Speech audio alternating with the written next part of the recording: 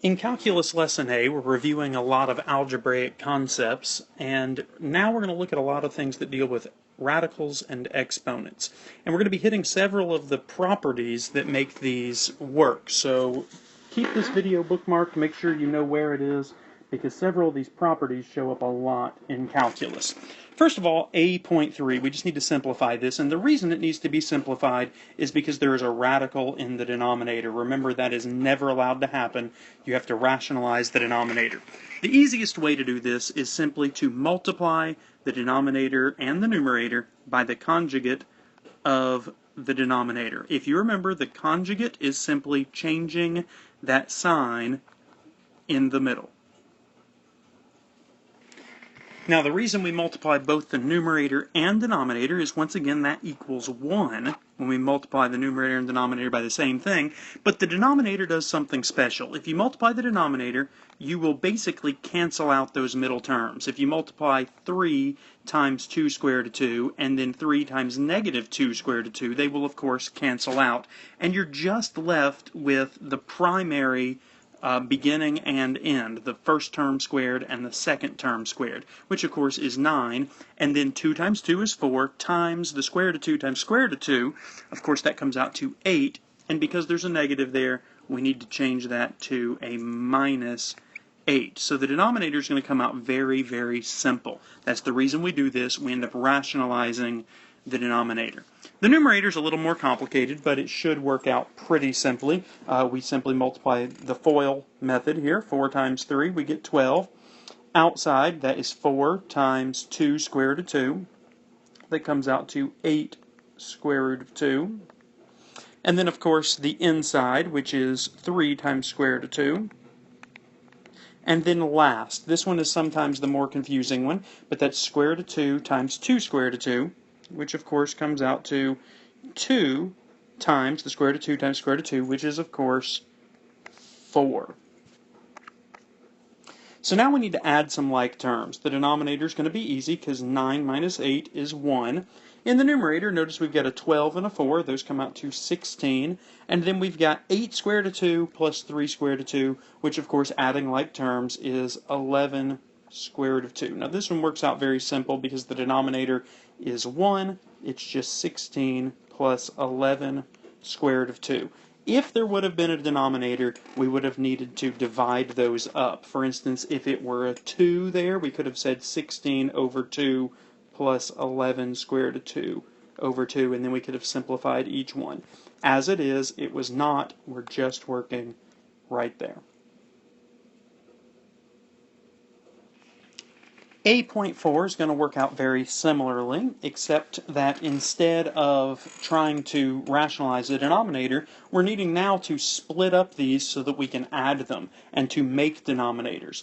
So the easy way to do this is to split the radicals. So we can say 3, and then we can take that square root of 3, leave it in the numerator, and square root of 2 in the denominator. The idea is we just split the radical. Minus 4 square root of 2 over square root of 3, once again, splitting a fractional radical. And then 24, I don't know if you remember how to do these, but I like to use the box method. Just divide by the largest prime number, or excuse me, the smallest prime number that you can. So we get 12, then 2, 6, 2, 3, until we get a prime number in that last spot. The idea there is that the square root of 24 is equal to the square root of 2 times the square root of 2 times the square root of 2 times the square root of 3. That's exactly what came out here. And then we can just take these and change that to the square root of 4, which of course is 2. And then we're left with just the square root of 6. So the square root of 24 is the same as 2 square root of 6. If you don't remember how to do that, rewind this video, check out that explanation one more time. But now we've changed the square root of 24 into 2 square root of 6.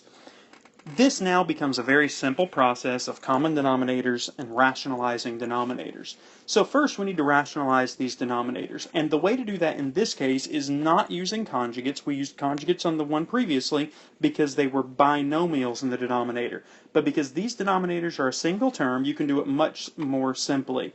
You can just multiply by the denominator. Really, you're multiplying by 1, but multiplying the numerator and denominator makes it work out. So here's what we've got. Square root of 2 times 3 square root of 3 comes out to 3 square root of 6, and then square root of 2 times square root of 2, of course, is 2. Minus, in this case, we're going to multiply by square root of 3 over square root of 3. So now we end up with 4 square root of 6 over 3 minus 2 square root of 6. This is a lot simpler now because we're working with whole numbers in the denominator. I guess technically you could go ahead and solve the problem using radicals in the denominator, but to me it's easier to go ahead and rationalize the denominator earlier in the process. That way you can work with real numbers that we're used to. And now you simply find a common denominator and add everything up. Here the common denominator, of course, will be 6, so you can multiply by 3 over 3, 2 over 2, and then 6 over 6. And of course, that will help you to be able to work this whole problem out.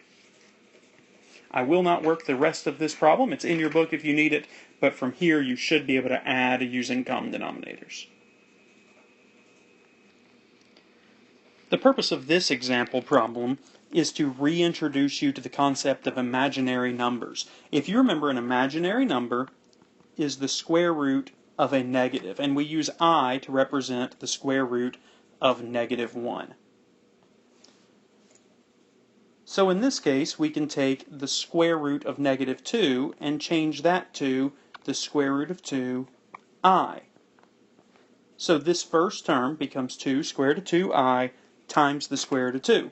Now we can take our like terms, or we can go ahead and multiply what we can. Square root of 2 times square root of 2, of course, is 2, so this whole term becomes 4i. The next term will become 3 square root of 2i. I always like to put the i's at the end. And then here, this next one's a little bit trickier, but we can go ahead and say this will be square root of 2i, this will be square root of 2i as well. So obviously, square root of 2 times square root of 2 will equal 2. Notice I'm leaving the sign out of it for now. But then I times I is, of course, I squared. And if you remember, I squared is always equal to negative 1. So this is 2 times negative 1. Now, this originally was negative, and then 2 times negative 1. Of course, you recognize that a negative is a positive. So I'm just going to go ahead and change that to positive 2 and erase the negative 1 entirely. Now this leads us to our next major discussion in imaginary numbers, and that's how you write complex numbers. If you remember, a complex number is a real number and an imaginary number. In this case, we have real parts and we have imaginary parts. You always write complex numbers with the real part plus the imaginary part. Leave them separate, but write them that way. The only real part here is the 2. And the imaginary parts are 4i and 3 square root of 2i. Now we can leave those separated out as 4 plus 3 square root of 2, but we only ever have one I in an answer, so we have to section those off with radicals and write it out this way. Notice once again that is real and an imaginary section, and so that's how you would write your answer. Example A6 is not nearly as difficult as it looks if you remember your imaginary rules. And the key here is to notice that you have two I squareds. Go ahead anytime you see I squared and change that to negative 1. So this first term, instead of being 2I squared, just simply becomes negative 2. The first term in the denominator simply becomes negative 1. And now you can just add like terms and write them both as complex numbers. So we take the real parts in the numerator, which is 4 and negative 2, and that just becomes 2 minus 3i, so that's real plus imaginary. And then the denominator, you have negative 1 and negative 1, so you've got negative 2 plus 2i. At this point, we need to rationalize the denominator. Remember that an I represents a radical, and we can never have those in the denominator. So we're going to take those and we're going to multiply by the conjugate of the denominator. We're going to multiply the numerator and denominator by that.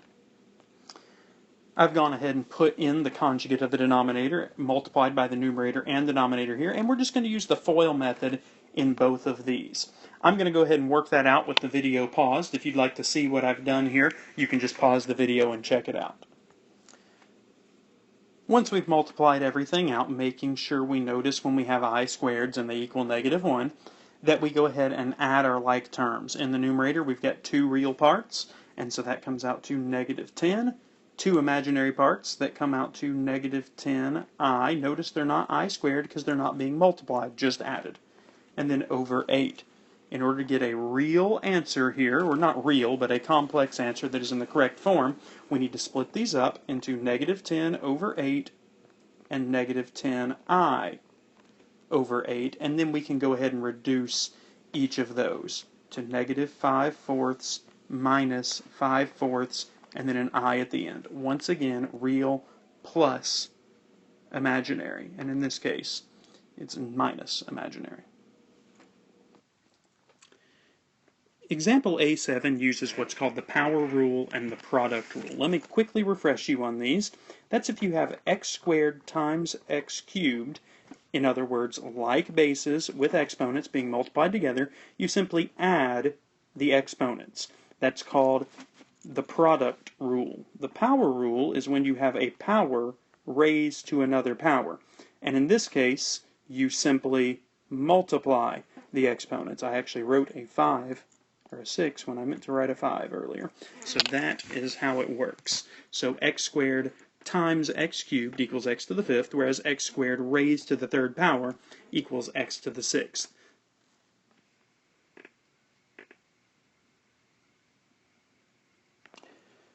So to work the A problem, we simply notice that we have some like bases. And so we're going to go ahead and add their exponents. So we'll say y raised to the x plus 3 plus x over 2 minus 1. Now I know that looks complicated for an exponent, but that's a simple way to work this. Now the things in the denominator, if you remember, we can move things from the denominator to the numerator by taking their exponents and making them negative. So we're going to move that y raised to the x minus a over 2 to the numerator. We're just going to change it to negative x minus a over 2. And the same thing with the z. We're going to change that from x minus a over 3 to negative x minus a.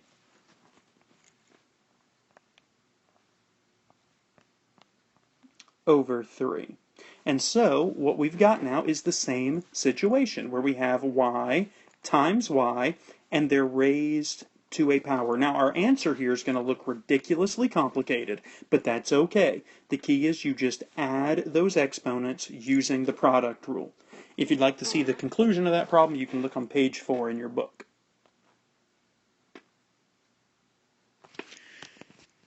The B exercise is used by taking radicals and changing them to exponents, then using the product rule and the power rule.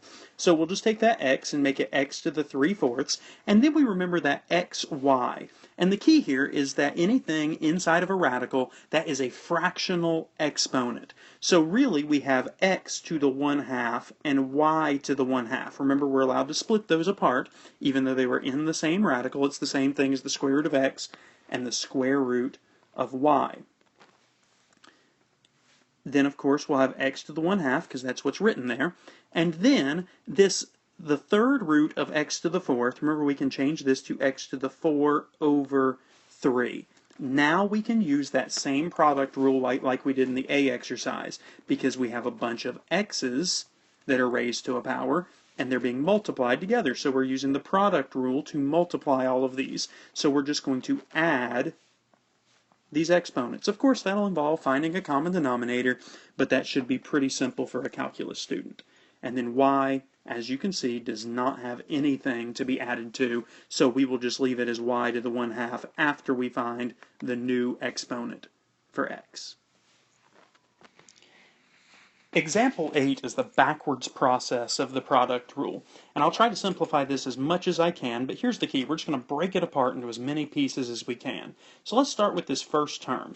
We're just going to take the 4, move it out, and then we're going to take a, and we'll notice that a has an exponent that has an addition problem in it, which means that we could split this into two separate a's. Because remember, anything with the same base that are being multiplied together, you add the exponents, and these exponents have clearly been added. So we can separate them out into a to the 3m and a separate a to the 2. If we multiplied those together, of course, it would come out to a to the 3m plus 2, but we're trying to go the opposite direction. That's what factor means. Factor always means split it apart as much as you possibly can.